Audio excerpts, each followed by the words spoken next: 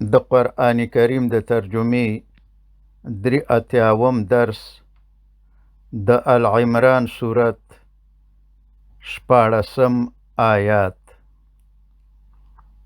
اعوذ بالله من الشیطان الرجیم بسم الله الرحمن الرحیم. په مخکې آیات کې ذکر شو چې د متقیانو د پاره جنتونه او د الله تعالی رضا ده. وس الله تعالی فرمایي چې دغه متقیان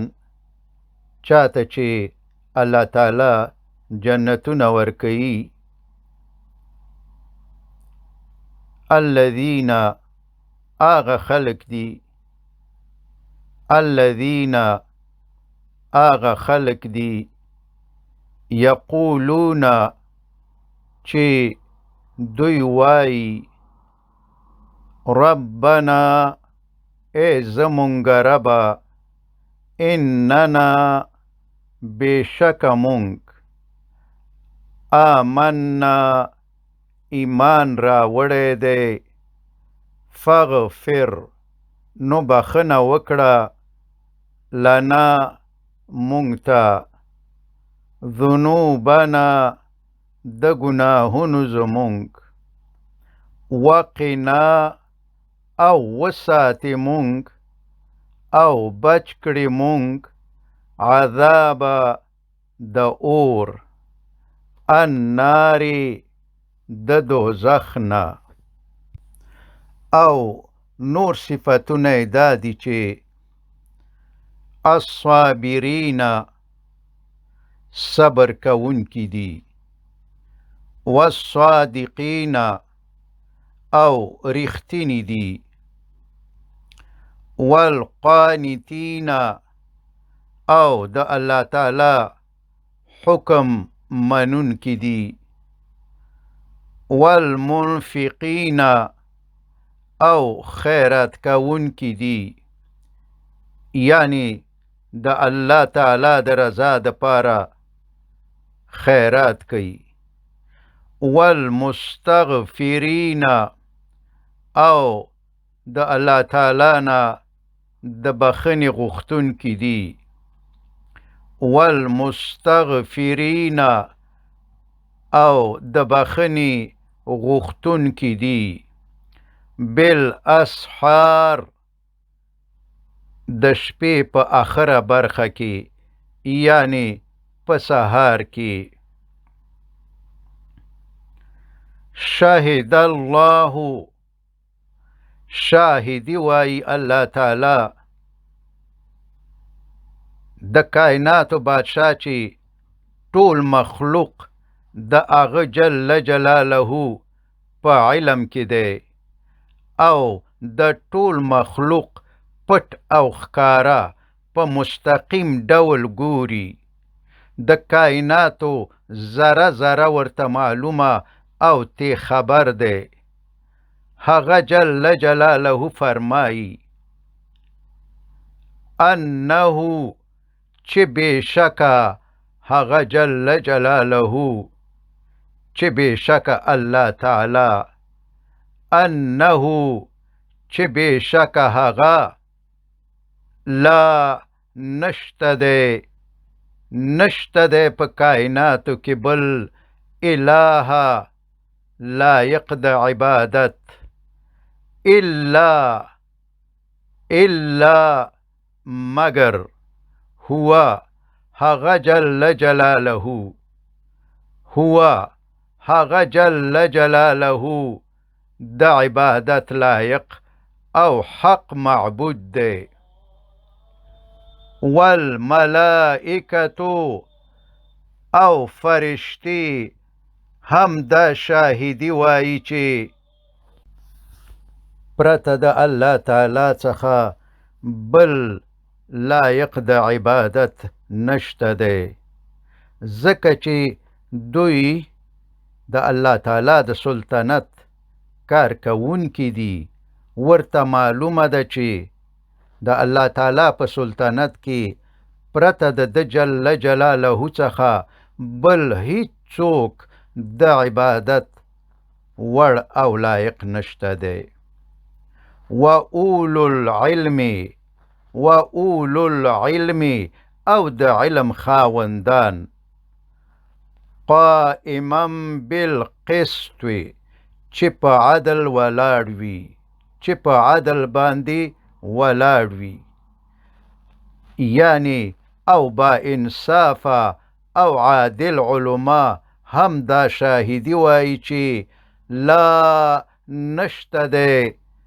پرته د الله تعالی څخه بل اله لایق د عبادت، نه بوتان لایق د عبادت دي، نه ملائکې، نه اور، نه لمر، نه طبیعت یا نیچر، او نه قبرونه او انسانان د عبادت لایق دي. یعنی نه قبرونه او نه انسانان د عبادت لایق دي، او نه د دې لایق دي چې څوک تی د خیر یا شر غوښتنه او تمه وکړي، او نه چاته هیڅ خیر او شر رسولی شي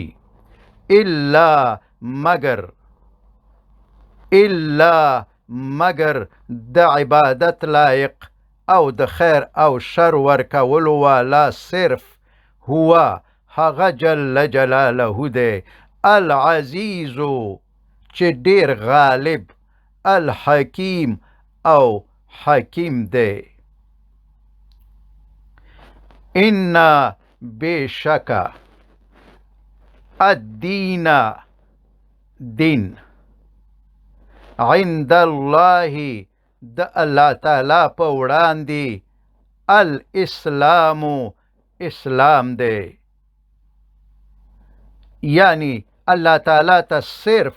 د اسلام دین د قبول وړ دی. د آدم علیه السلام څخه تر اوسه پورې آسماني دین صرف اسلام دی. ټول پیغمبران د اسلام په دین کې تیر شوي دي، او محمد صلی الله علیه وسلم د ټولې دنیا د پاره، هغوی که تور دي که سپین، د اسلام د دین اخرنی پیغمبر دی. او ټول انسانان که یهود دي که نصوارا، که ملحد، که هندو دی که آتش فرست دی، ټول باید پرته د اختلاف او انکار څخه په الله تعالی، قرآن کریم او محمد صلی الله علیه وسلم باندې ایمان راوړي. ومختلفه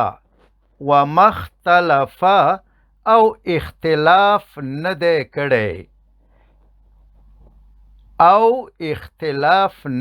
کړی، د اسلام په دین کې الذین آغو خلقو اوتو چې ورکول شوی دی هغوی ته الکتاب کتاب،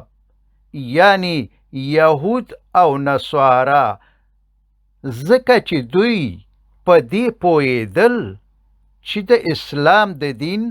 اخرنی پیغمبر محمد صلی الله علیه وسلم دی. دا د دوی په کتاب کې وو. الا مگر من بعد وروسته ما د دین چې جاء راغی هم دوی ته العلم علم، یعنی کله چې قرآن کریم نازل شو او محمد صلی الله علیه وسلم مبعوث شو، او محمد صلی الله علیه وسلم مبعوث شو، او دوی په دې خبره پوه شو چې دا هماغه پیغمبر دی چې مونږ ته زمونږ په کتابونو کې خبر را کول شوی دی.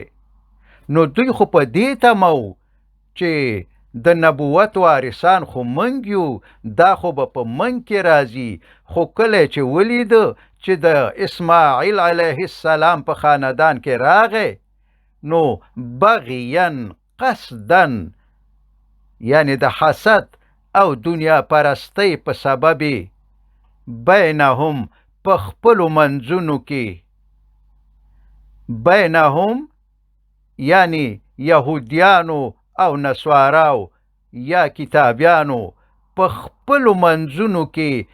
د اسلام د اخرني پیغمبر په باره کې اختلافات شروع کړل. څوک د اسلام په دین پاتې شو او په محمد صلی الله علیه وسلم او قرآن کریم باندې ایمان راوړو او چا د نبی علیه السلام د منلو او په قرآن کریم باندې د ایمان راوړلو نه انکار وکړو او د اسلام د دین څخه خارج او کافر شول. ومن او هر څوک هغه که یهودی که نصارا که ملحد که هندو په مجموع کې ټول انسانان یکفر چې هغه انکار کوي کفر کوي بآیات الله د الله تعالی په آیاتونو باندې یعنی د قرآن کریم او نبی علیه السلام نه انکار کوي فإن نو بشکا الله تعالی سریع الحساب ډیر زر حساب اخیستونکی دی ډیر زر حساب کوونکی دی او ډیر زر به په جهنم کې ورواچوي. وصلی الله تعالی علی خیر خلقه محمد و آله و اصحابه اجمعین.